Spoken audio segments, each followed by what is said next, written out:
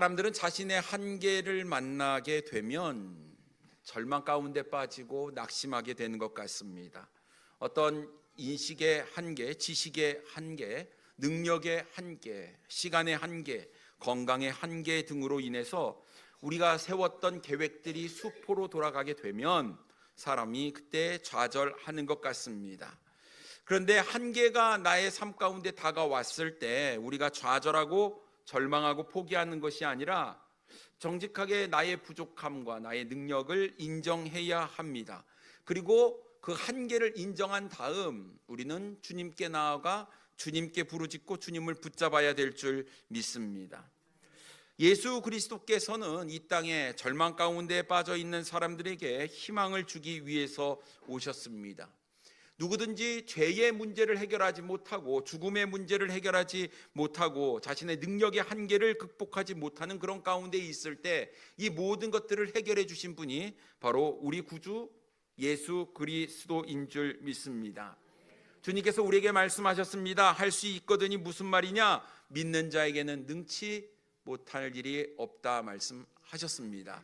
우리 주님은 전능하신 분이십니다. 우리가 부족하고 우리는 한계가 있지만 우리 주님은 한계가 없으신 분이기 때문에 여러분 우리의 인생 가운데 어떤 절망 가운데 또 우리의 한계 가운데 힘들어하면 여러분 주님께 반드시 나아가 우리의 절망을 극복할 수 있는 그 은혜를 입는 우리 사랑하는 성도님들 되기를 원합니다. 그래서 오늘 우리는 본문 말씀을 가지고 절망에서 벗어나는 방법이라는 제목으로 함께 은혜를 나누기를 원합니다. 첫째로 나의 계획대로 되지 않을 때 우리는 절망에 빠집니다. 우리가 잘 아는 갈멜산에서 이 바알과 아세라 선지자 850대 1로 싸워서 승리했던 엘리야, 이 전쟁에서 완전히 패배한 아합은 자신의 왕궁으로 돌아가게 되었지요. 그런데 이 아합이 자신이 이제 졌기 때문에 참된 신은 하나님이라는 것을 알았기 때문에 자신이 믿는 신은 바알과 아세라는 잘못된 것임을 그가 알았기 때문에 그는 회개하고 돌이켜야 하는데 그러지 못하고 이 상황의 이야기를 자신의 아내 이세벨에게 낱낱이 이야기를 했습니다. 오늘 본문 1절 말씀에 보면 아합이 엘리야가 행한 모든 일과 그가 어떻게 모든 선지자를 칼로 죽였는지를 이세벨에게 말하니라고 말씀하고 있습니다. 여러분 정확한 팩트, 중요한 사건, 이것은 사실 빠져 있어요.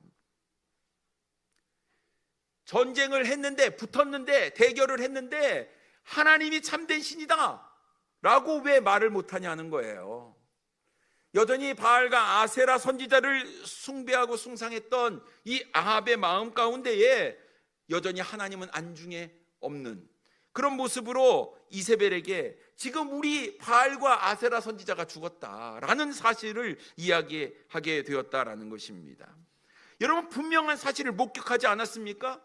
3년이 넘게 비가 오지 않는 그 땅에 엘리야가 하나님께 기도함으로 말미암아 비가 내리는 것을 그가 보지 않았습니까? 경험하지 않았습니까? 그러면 이 아합이 이세벨에게 이야기할 때에 진짜 내가 경험한 하나님이야말로 참된 분이다라는 것을 이야기하는 것이 중요한 거 아닐까요?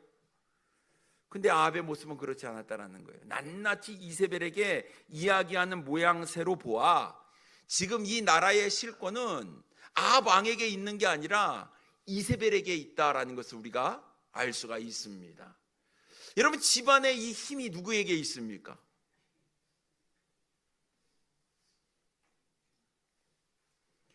가장에게 있을까요? 아니면 아내에게 있을까요? 의견이 분분한 것 같습니다. 여러분 하나님께서 아합을 이스라엘의 왕으로 세우셨다고 한다면 하나님 앞에서 자신에게 준 그 왕으로서의 책임과 사명을 잘 감당하는 것이 아합이 해야 될 일이었어요. 그런데 하나님을 바라보지 못하고 이스라엘 백성들을 자꾸 우상을 숭배하는 일로 빠지게 만들어서 엘리야 선지자를 통해서 어느 신이 참된 신인지를 분명히 알려주었다고 한다면 아합은 이제 이세벨뿐만 아니라 모든 백성에게 우리가 섬겨야 될 신은 오직 하나님이다라고 공포를 했어야 마땅하다라는 것입니다. 근데 그렇지 않았다는 거예요. 실권은 이세벨에게 있다라는 것을 우리가 알 수가 있습니다. 왕으로서 자신의 역할을 제대로 수행할 수 있는 능력이 아합에게 없었다라는 것입니다. 이 아합의 이야기를 딱 들었던 이세벨이요, 뚜껑이 열렸어요. 자신은 바알을, 아세라를 숭배하는 사람이었는데 졌다는 거예요. 여러분, 우리가 잘 아는 것처럼 이세벨은 바알을 열렬히 추종하는 사람이었잖아요. 특히 그녀의 아버지는 시돈 왕 엣바알이었다 성경은 기록하고 있습니다.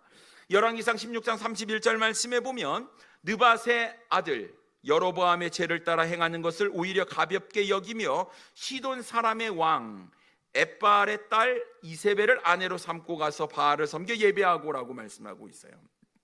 엣바알의 뜻은 바알이 그와 함께 있다라는 뜻이죠. 이세벨의 아버지는 바알을 섬기는 제사장이었다라는 것입니다. 물론 시돈의 이방 나라 시돈의 왕이기도 했지요. 아버지의 영향을 따라 바알을 숭배했던 이세벨이었습니다. 그런데 자신이 믿는 바알의 선지자들을 죽였다는 소식을 들었던 이세벨은 가만히 있지 않았죠. 도끼를 품으니까 무서운 것 같습니다. 당장 사신을 엘리야에게 보내지요.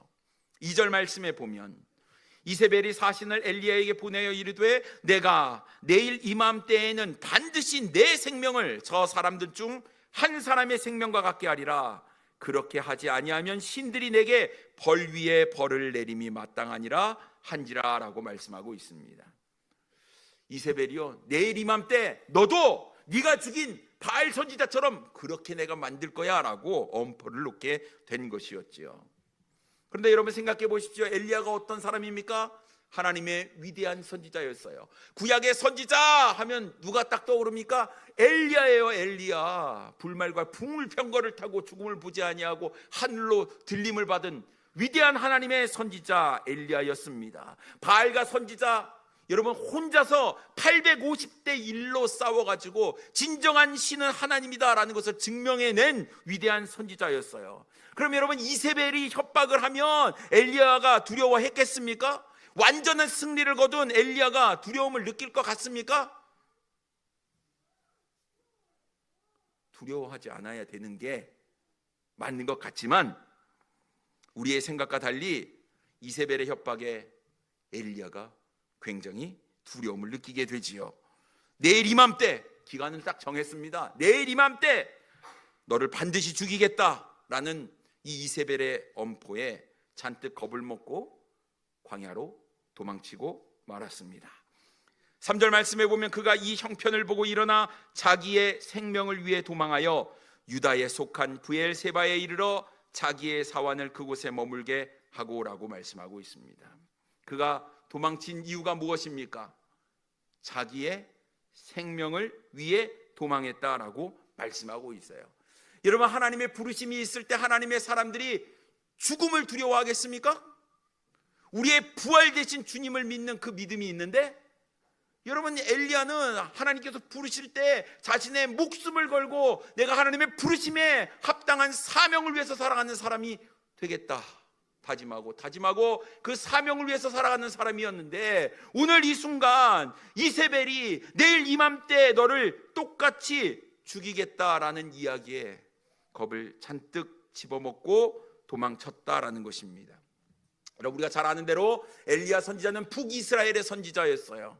여러분 이스라엘이 반으로 나눠졌잖아요. 북이스라엘과 남유다였습니다. 그런데 지금 이 엘리야가 자신의 생명을 위해서 도망하는데 어디까지 도망갔습니까? 유다에 속한 브엘세바까지 도망했다라고 그랬습니다.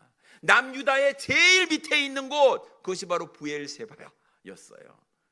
아니 북이스라엘 선지자가요 남유다로 도망하는 것도 문제인데 남유다 중에 제일 남쪽에 최남단에 있는 브엘세바까지 도망했다라는 것입니다.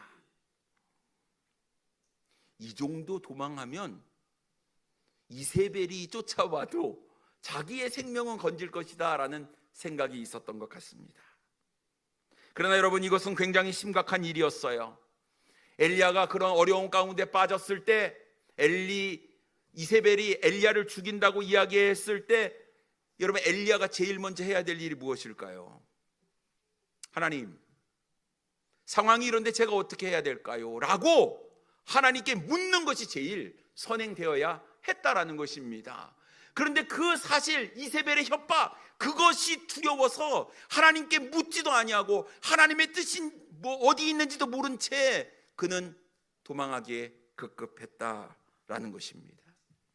이것은 어쩌면 하나님께서 자신에게 주신 사명을 스스로 포기하는 그런 행동이었다라는 것입니다. 엘리야는 그것에 그치지 않았어요.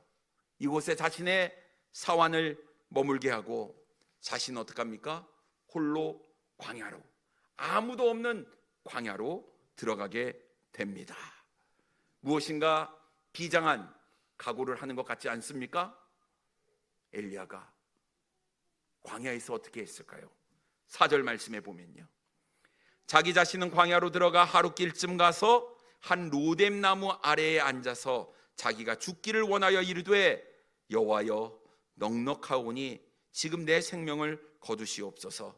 나는 내 조상들보다 낫지 못하니이다 하고 라고 말씀하고 있습니다. 여호와여 넉넉하오니, 여호와여 넉넉하오니, 이 말의 표현은요, 하나님 이제 다 끝났습니다, 이제 충분합니다, 이 정도면 됐습니다 라는 체념의 표현이었다라는 것입니다. 그러면서 이제 내가 이만큼 했으니 이제 내 생명을 거두어 달라, 이렇게 고백을 하고 있는 것이었습니다. 여러분 한번 생각해 보십시오. 하루 전까지만 해도 엘리야는요 굉장히 용맹한 사람처럼 보였습니다. 하나님 앞에서, 이스라엘 백성들 앞에서, 바알과 아세라 선지자 앞에서, 바알을 추종하고 있는 아방 앞에서도 전혀 굴하지 않았던 엘리야가 그의 용맹스러운 모습은 온데간데 없이 사라지고 이세벨의 말 한마디에 두려움에 사로잡혀 도망치기에 급급했습니다. 도대체 무엇이 엘리야를 이렇게 만들었냐 하는 거예요. 자신의 계획대로 일이 진행되지 않았기 때문에 그렇습니다. 엘리야는 이런 생각을 가지고 있었습니다. 이스라엘 백성들이 하나님을 섬기지 아니하고 우상에 푹 빠져서 죄를 범하며 죄가 이스라엘 땅에 가득했을 때 하나님께서 엘리야 선지자를 통해서 이 땅에 비가 없을 것이다, 가서 전하라. 전했습니다. 비가 없는 거예요. 가뭄이 들었어요. 기근입니다. 먹을 것이 없어요. 어려움을 겪고 있어요. 백성들이 참된 신을 찾아야 하는 그 시점에서 별의별 우상들을 다 찾아봤지만 소용없는 거 아니겠습니까? 하나님께서 엘리야 선지자를 통해서 이제 비를 줄 건데 어떤 신이 참된 신인지 결판을 갈멜산에서 해라. 하나님의 말씀대로 다 갈멜산에 가가지고 결판을 했는데 승리했습니다. 옳거니 엘리야가 생각하길 이제 참된 하나님께서 이방 우상들을 타파하고 이 하나님을 섬기라고 이야기할 때 모든 이스라엘 백성들이 다 나와서 하나님을 섬길 거라 엘리야는 생각했습니다. 그런데요, 이거는 웬일입니까? 850대 1로 싸워서 바알과 아세라 선지자를 다 하나님 앞에서 진멸하고 이젠 아방에게도 이제 비가 올 거다, 봐라, 비가 왔어요. 큰 비가 내리기 전에 빨리 왕궁으로 돌아가라고 돌아갔어요. 이제는 왕이 하나님을 섬겨라, 우리는 이제 거짓신 가짜신 우상을 섬기지 아니하고 오직 하나님만 섬기겠다, 이렇게 나올 거라고 생각을 했습니다. 그런데 자신의 생각, 자신의 계획, 자신의 예상과는 다르게 하나님을 섬긴다는 얘기는 또 없고 엘리야를 죽인다는 얘기만 있는 거예요. 엘리야가 그러면 이제는 내가 뭐 할까? 한계에 부딪힌 겁니다. 하라는 거 다 했거든요. 하나님 말씀대로 다 순종했거든요. 이렇게까지 했다고 한다면 모든 백성이 회개하고 돌이켜서 하나님 앞으로 나와야 하는 것 아니겠습니까? 엘리야가 해도 이제 더 이상 어떻게 하지? 자신의 한계를 느끼게 되었다라는 것입니다. 왜 회개하고 돌아와야 될 백성들이 돌아오지 않을까? 아합으로 시작해서 북이스라엘 전역에 회개의 물결이 막 일어날 것이라고 생각을 했는데, 그래서 바알과 아세라 이 우상의 뿌리가 뽑히고 오직 하나님만 섬기겠다는 이런 믿음의 고백들이 막 나타나고, 오직 우리가 섬기는 하나님만이 영광을 받을 거라고 생각을 했는데 자신의 기대가 완전히 무너지고 말았다라는 거예요. 엘리야가 이제 뭐 할까? 어떻게 할까? 내가 이제 해봤자 뭘 여기서 어떻게 더 할까? 한계에 부딪힌 겁니다. 답답한 거죠. 더 이상 어떻게 해야 될지 모르겠는 거예요. 이제는 할 만큼 다 했다. 이세벨이 자신을 죽인다고 했을 때 이제 나는 더 이상 할 일이 없어. 뭘 하겠어? 이렇게까지 했는데 안 되잖아. 그렇게 생각을 하고 광야로 들어가 하나님께 죽기를 구하게 되었다라는 것입니다. 사랑하는 선생님 여러분, 우리가 언제 절망할까요? 언제 우리가 낙심할까요? 내가 열심히 했는데도 불구하고, 내가 최선을 다했는데도 불구하고 내 상황이 달라지지 않을 때, 그럼 난 어떻게 하지? 여기서 뭘 더 하지? 하는 어떤 벽에 부딪혔을 때 우리는 절망하고 좌절하게 된다라는 것입니다. 그럼 이런 생각이 들잖아요. 열심히 해도 소용이 없네. 나 이제 뭐 하지? 더 이상 내가 할 수 있는 게 없는데? 낙심에 빠지는 거 아니겠습니까? 그런데요, 참 이상한 것은 우리가 열심히 주님을 사랑하고 주님의 말씀대로 순종하는데도 불구하고 우리의 삶 가운데 이런 절망적인 순간이 엄습해 온다라는 사실이에요.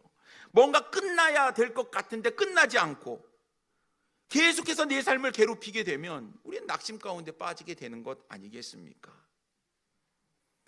믿음의 삶도 마찬가지인 것 같습니다. 열심히 했는데도 불구하고 끝나지 않는 영적 싸움 가운데 우리는 지쳐버리고 만다라는 것이에요.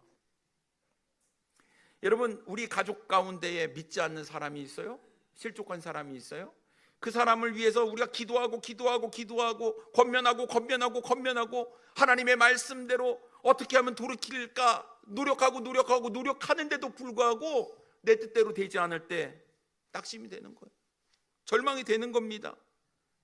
사랑하는 자녀 예수 믿으라고 그렇게 얘기하는데 조금 더 변하지 않는 자녀의 모습, 남편을 위해 아내를 위해 열심히 기도하지만 달라지지 않는 모습에 절망이 찾아온다라는 것입니다. 그럼 어떻게 해요? 해도 안 되네. 하나님 내 편 맞아. 나 왜 이렇게 노력해도 왜 되는 게 하나도 없어? 그러면서 절망 가운데 포기하게 된다는 것이죠. 도망가는 거예요. 광야에 숨어버리는 겁니다. 이제는 더 이상 말도 안 하고 나도 모르겠다 체념해버리는 이런 상태에 우리가 도달하게 될 때가 있다라는 거지요. 노력해도 안 될 때. 혹시 사랑하는 성도님들이 절망 가운데 있습니까? 그러면 오늘 이 절망에서 벗어날 수 있는 방법, 오늘 본문을 통해서 우리가 세 가지의 것을 말씀을 드리기를 원하는데요. 첫째로, 아무 말 하지 않고 등을 어루만져 주어야 한다라는 것입니다. 엘리야가 낙심하고 절망 가운데 빠져 아무것도 하지 않고 숨어 있을 때 하나님은 엘리야에게 찾아가서, 엘리야야 정신 차려라. 지금 너 뭐하고 있냐? 네가 하나님의 사람이라고 한다면, 네가 선지자라고 하면 이렇게 있으면 되냐? 우리 주님께서 이렇게 호통치거나 또 하나님의 선지자가 이렇게 약해 빠져 있으면 되겠냐? 혼내지 않으셨다라는 거예요. 우리 주님 어떻게 하셨을까요? 5절 말씀에 보면 로뎀나무 아래에 누워 자더니 천사가 그를 어루만지며 그에게 이르되 일어나서 먹으라 하는지라 라고 말씀하고 있습니다. 천사는요, 보통 이제 여호와의 사자, 구약에 나타나는 것으로 예수 그리스도를 우리가 나타내는 것을 우리가 압니다. 주님께서 지쳐 잠들어 있는 엘리야에게 다가가 그를 어떻게 했습니까? 어루만져 주셨대요. 엘리야야 힘들었지? 고생했어? 네 얼마나 답답했냐? 네 사명을 위해서 너 혼자 고군분투하지 않았냐? 내가 네 마음 다 안다. 이거 먹고 좀 힘내. 그리고 푹 쉬어. 우리 주님께서 그렇게 말씀하시는 겁니다. 그리고 또한 7절에서도 이렇게 이야기합니다. 여호와의 천사가 또 다시 와서 어루만지며. 여러분, 진정한 위로가 무엇일까요? 내가 이런저런 말을 막 하는 것보다 우리에게 진정한 위로는 아무 말 없어도 다가와서 등을 한번 어루만져 주는 것, 토닥여 주는 것, 한번 꼭 안아주는 것, 어떤 말을 하지 않아도 그 행동 가운데 나를 향한 그 사람의 마음이 담아서 나에게 전해지는 것을 우리는 깨닫게 됩니다. 천사가 그런 거예요. 천사가 엘리야를 어루만져 줬다라는 거예요. 아무 말 하지 않고 말이죠. 그냥 옆에 앉아서 어깨를 두드려 주었다라는 것입니다. 여러분, 진정한 위로는 이런 것 같아요. 그러니 누군가 우리 가운데 절망 가운데 빠져 있을 때 여러분 다가가셔서 한번 안아주세요. 어깨 두드려 주세요. 한번 꼭 껴안아 주세요. 그 사람의 마음을 이해하고 위로하고 공감해주고 그 마음을 살펴보는 것이 먼저인 것 같습니다. 사실 하나님은 엘리야의 마음을 누구보다도 더 잘 아시는 분이었어요. 여러분, 우리 주님은요 엘리야와 똑같이 성경을 가진 분이셨다라는 것입니다. 히브리서 4장 15절 말씀에 보면 우리에게 있는 대제사장은 우리의 연약함을 동정하지 못하실 리가 아니요 모든 일에 우리와 똑같이 시험을 받으신 이로되 죄는 없으시니라 라고 말씀하고 있습니다. 여러분, 우리 예수님도 한계에 부딪히고 벽에 부딪혔어요. 십자가의 죽음, 그 고난의 잔을 놓고 피땀 흘려 하나님께 기도하면서 이 고난의 잔을 내게서 옮겨달라고 얘기했던 우리 주님의 마음을 우리는 누구보다도 잘 압니다. 뿐만 아니라 십자가에 못 박히실 때 그가 당했던 그 수치와 그 고통과 그 아픔, 그 멸시, 그 천대받음, 이 모든 것들 우리 주님께서는 우리가 겪으실 것보다 더 심한 것들을 다 겪으신 분이었다라는 것이죠. 그렇기 때문에 주님께서 우리를 잘 이해하시는 거예요. 우리가 하나님의 말씀에 열심히 충성하며 순종하며 말씀대로 살아갈 때 우리에게 기쁨이 있어야 함에도 불구하고 세상은 녹록지 않지 않습니까? 어려울 때가 있는 거예요. 절망 가운데 빠질 때 있어요. 그때 우리 주님께서 와서 아무 말씀하지 않고 우리를 탁 안아주시면서 어깨를 두드려 주신다. 나도 네 마음 안다. 우리 주님께서 말씀하신다라는 것이죠. 지금 엘리야는요 몸과 마음과 영혼이 다 무너졌어요. 모든 것을 다 그만두고 싶다라고 이야기를 하고 있는 것입니다. 우리 학생들은 학교 그만두고 싶어요 이런 마음이 있을 것 같아요. 학원도 그만두고 싶어요. 인생이 공부가 전부냐? 여러분, 그 학교를 졸업하고 직장을 들어갔어요. 나름 또 아름다운 계획을 세우고 먼 우리 앞날을 보면서 미래를 위해서 차근차근 노력을 하는데 아니 직장 쉽습니까? 일도 어렵고 관계도 어렵고 에이 내가 직장을 때려쳐야지 하고 싶은 마음이 들다가도 때려치면 뭐 할게요? 그러면 또 가고 또 하는 이런 우리의 인생 가운데 있습니다. 믿음 생활도 마찬가지인 것 같아요. 좋을 때도 있지만 어려울 때도 있는 법. 내가 계속 믿음 생활을 해야 되나? 이런 갈등 가운데 있을 수도 있겠다 싶습니다만 여러분, 누군가 이렇게 어렵고 절망 가운데 빠져 있을 때 우리가 할 수 있는 것이 무엇일까요? 어떤 말로도 위로가 되지 않을 때 가서 안아주고 등을 어루만져주고 토닥여주고 함께하는 것. 주님은 우리를 이해하신다. 주님께서 우리의 마음을 다 헤아려 주신다 라며 우리가 주님 앞에 우리의 속마음을 낱낱이 주님께 아뢰는 것이 필요하지 않을까 싶습니다. 두 번째, 따뜻한 밥 한 끼를 대접하는 겁니다. 사람이 상황이 어렵고 힘들어지면 무너집니다. 두려워하고 슬퍼하고 외롭고 낙심하지요. 엘리야도 그랬습니다. 하나님의 말씀대로 순종하고 사명대로 열심히 했는데 자신이 생각하고 기대했던 것과는 완전히 다른 결과가 나오자 낙심이 되고 절망 가운데 빠지게 되었습니다. 지금 엘리야가 있는 곳은 척박한 땅, 광야였습니다. 먹을 것이 없었죠. 엘리야는 아마 굶주렸을 것이고 목이 말랐을 것입니다. 하나님은 지친 엘리야가 먹고 마시고 쉬도록 인도하셨지요. 6절 말씀에 보면 본즉 머리맡에 숯불에 구운 떡과 한 병 물이 있더라. 이에 먹고 마시고 다시 누웠더니라고 말씀하고 있습니다. 배고파 목말라 지쳐있는 엘리야에게 숯불에 구운 떡 그리고 물 한 병을 다 준비를 해 주신 것이었어요. 밥심이라는 거 있잖아요. 밥심. 힘들고 어려울 때 밥 한 끼 먹자. 좋은 제안인 것 같습니다. 그러면 얼른 가서 먹어야죠. 밥이 부담스러우세요? 달달한 커피 한 잔도 좋은 것 같아요. 누군가 절망 가운데 빠졌을 때 내가 찾아가서 야, 밥이라도 먹자 라고 이야기하는 것이 참 중요할 것 같아요. 여러분, 예수님의 제자들이 부활하신 예수님을 만나고 나서 좌절 가운데 절망 가운데 빠져서 고기를 잡으러 갔어요. 우리 주님께서 이 제자를 찾아가지 않습니까? 찾아가서 뭐 했게요? 조반을 준비했어요. 고기를 숯불에 착 구워놓고 제자들이 와서 먹고 회복하기를 원했다라는 것입니다. 그리고 나서 주님께서 제자들에게 묻지 않습니까? 우리 베드로에게 물었어요. 내가 나를 사랑하느냐? 주님 아십니다. 뭐라고 얘기하죠? 내 양을 먹이라, 내 양을 치라 얘기하는 거예요. 아무런 관계, 마음에 어떤 해결되는 것도 없이 사명 이렇게 얘기하기보다는 우리 주님께서는 제자들의 마음을 너무나 잘 아셨던 것 같아요. 음식을 준비하고 일단 배불리 먹고 힘을 좀 얻고 그러면서 주님을 생각하게 되는 것 아니겠습니까? 밥을 먹으면서 제자들이 막 엄청 울었을 것 같아요. 목이 메어가지고 제대로 못 먹을 것 같아요.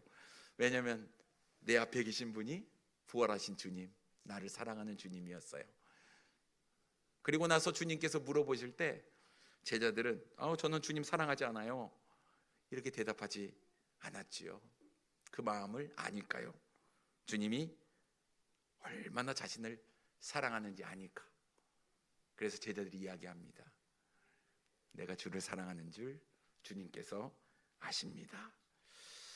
우리 주님 다 방법이 있었습니다. 밥이 중요한 것 같아요.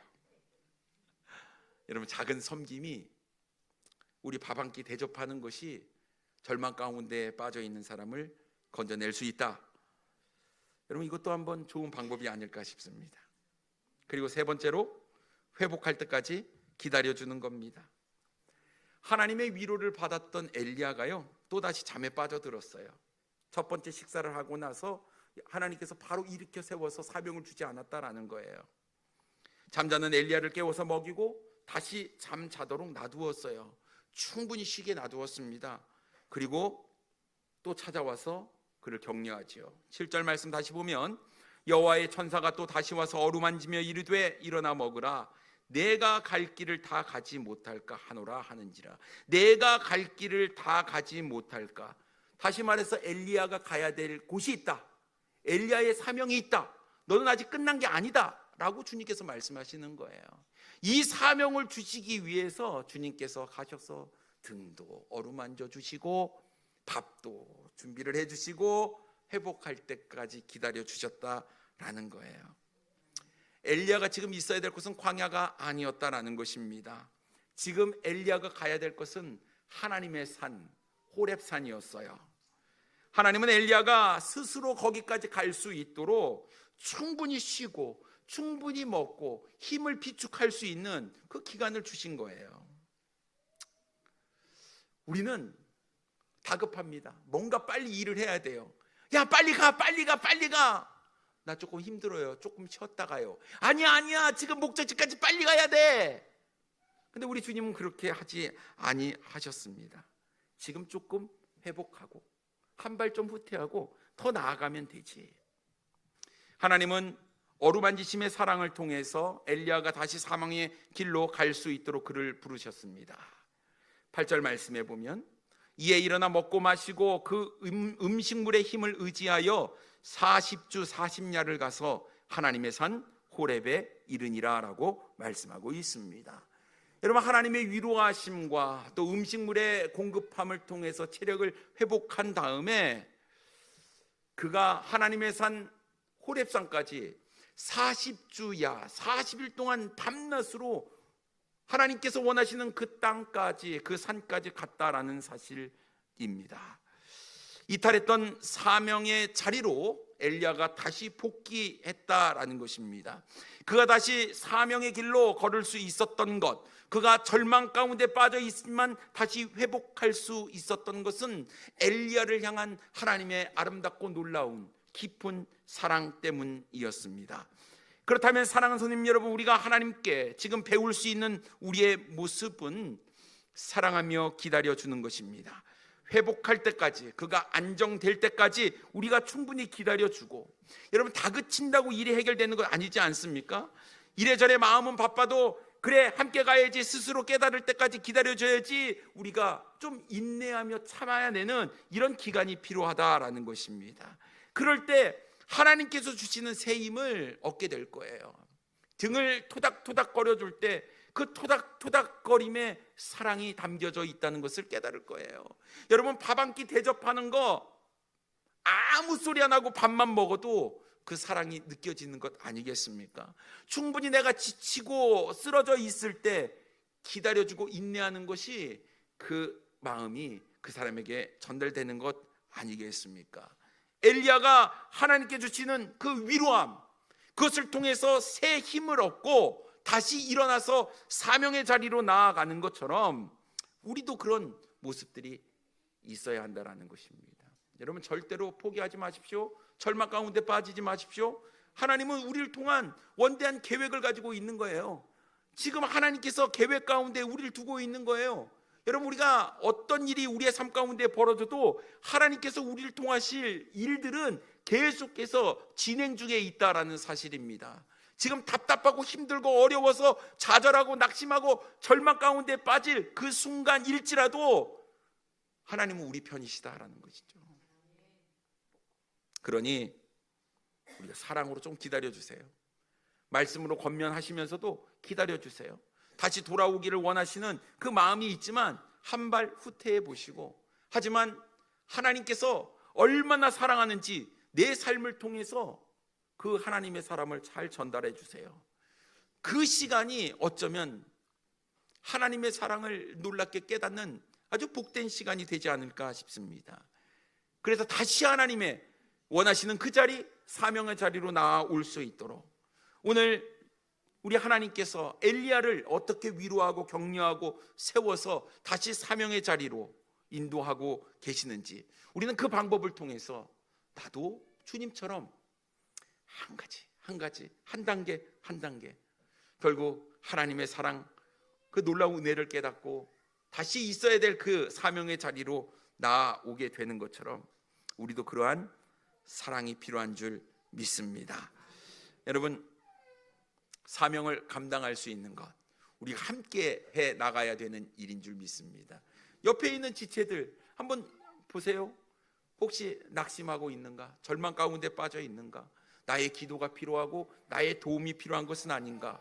오늘 한번 꾹 옆구리에 손을 넣고 한번 안아주세요. 등을 한번 토닥여 주세요. 당신을 위해서 내가 기도하고 있습니다. 하나님께서 당신과 함께 하실 것입니다. 내가 당신을 위해서 기도하고 있습니다. 여러분, 이러한 아름다운 관계가 될 때 우리의 인생 가운데 절망은 사라질 것이고 낙심도 사라질 것이고 좌절도 사라질 것이고, 우리는 함께 주님의 몸된 교회를 세워나가며 사명의 자리로, 그것을 감당하는 자리로 우리가 나아가게 되리라고 믿습니다. 여러분, 주님 앞에서 절망하지 마시고 늘 감사하고 기뻐하는 우리의 인생 되기를 원합니다. 기도하겠습니다.